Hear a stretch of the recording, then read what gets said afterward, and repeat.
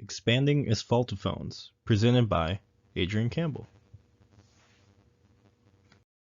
Musical roads originate from an art piece created by two scientists in Denmark in 1995. Their aim was to reduce the number of traffic incidents on these roads. Asphaltophones are constructed by cutting grooves into the pavement or attaching asphalt tape, similar to rumble strip. When a vehicle crosses over these grooves, micro vibrations produced within the air pockets are merged into a melodic sound, which is where the name musical road or melody road comes from. Now that we've defined the asphaltophone, let's explore its current applications. It's been mostly used in Japan and Korea alongside country roads to play simple folk songs, which I find pretty interesting because that's just using the asphaltophone to give historic context to the area that you are, and it's just really one of a kind interaction with the environment and driving, giving a whole new experience.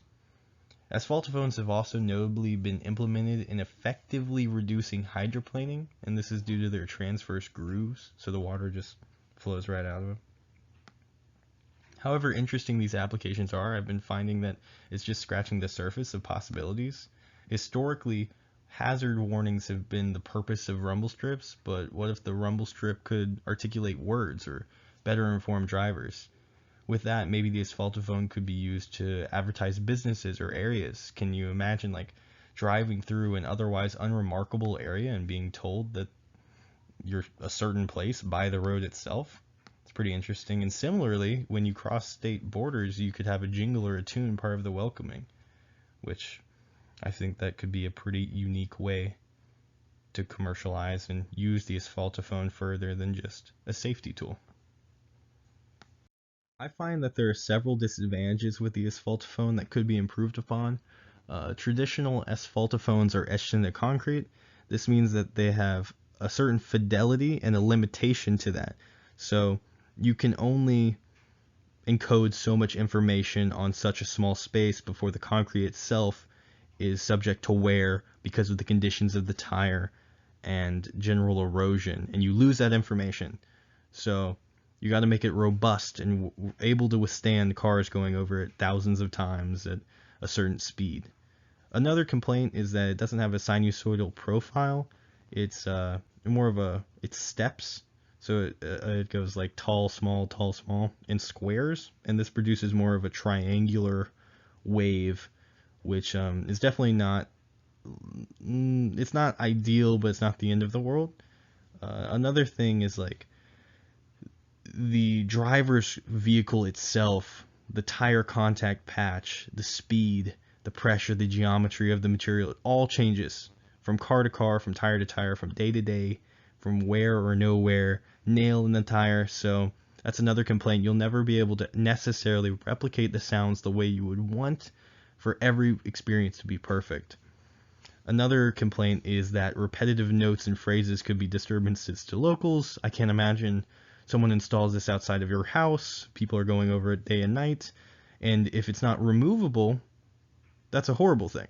So we'll get into that later, but I think the etching, because of the fidelity and the removableness, is unideal.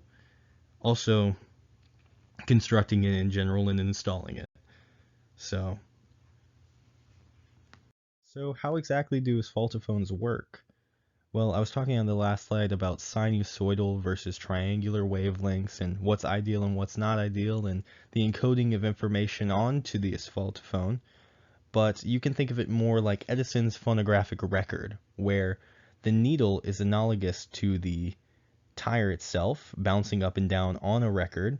The tire is bouncing up and down on the asphaltophone, and those vibrations are translated into physical sound.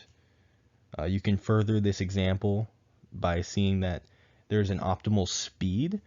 Driving too quickly or spinning a record too quickly will give you a different kind of sound, like it's fasting forward. And you can check out the image there and see the general shape. Thanks to Dr. Perkins, we can see that velocity divided by the fundamental period, which is W1 plus W2 in the image to the right, can give you the desired frequency in hertz. And if you play around with these ratios of W1 and W2, you eventually see that W1 equaling W2 is the optimal spacing, and it gives you the best sound. So that's pretty much how it works. Now let's take a brief detour into the exploration of vocoders. So a vocoder is a synthesizer that produces sound from the analysis of speech input. We're pretty sure that excessive signal and fidelity is not necessary for communication. You can just think of Morse code, a series of just ones and zeros basically to communicate incredibly abstract ideas. So the human voice and all its intricacies are not necessary for understanding what people are actually saying. And using that concept, you can use a vocoder to greatly simplify and still be intelligible and of good quality. And we're going to be using that in my project. The definitive goal of my project is to find out if the human voice can actually be asphaltophoned. I'm going to do this by recording a simple phrase such as hello, slow down, welcome, and I'm going to try and create a vocoder around it that would just divide it up into different frequency ranges and then assign them specific volumes based on how loud I would like it to be. Because the human voice is incredibly intricate. You have different syllables varying in volume. And to represent this volume fluctuation, I'm going to expand or contract the width of the actual frequency band. You can see that on the diagram. And that would hopefully give you that kind of modulation that you would need for human voice outside of the monotone way that asphaltophones have been. Alternatively, it was found in Perkins' paper that the ratio between the troughs and ridges can change the amplitude significantly. So by using this ratio change, I could potentially fluctuate the volume instead of actually changing the widths of the spectral band lengths themselves. So that's just another way I might go about modulating the volume.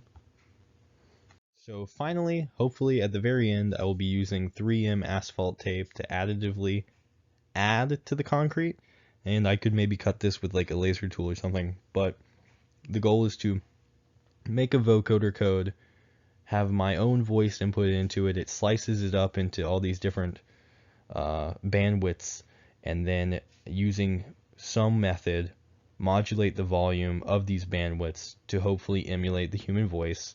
And if I could get to the point where I can actually laser cut this out of the tape, very similar to the Tucker paper, I would love to, and then I could record its response once I drive over it, maybe do a miniature with a treadmill. So that's what I'm thinking for my project. Thank you so much for listening to me, and hopefully it works out.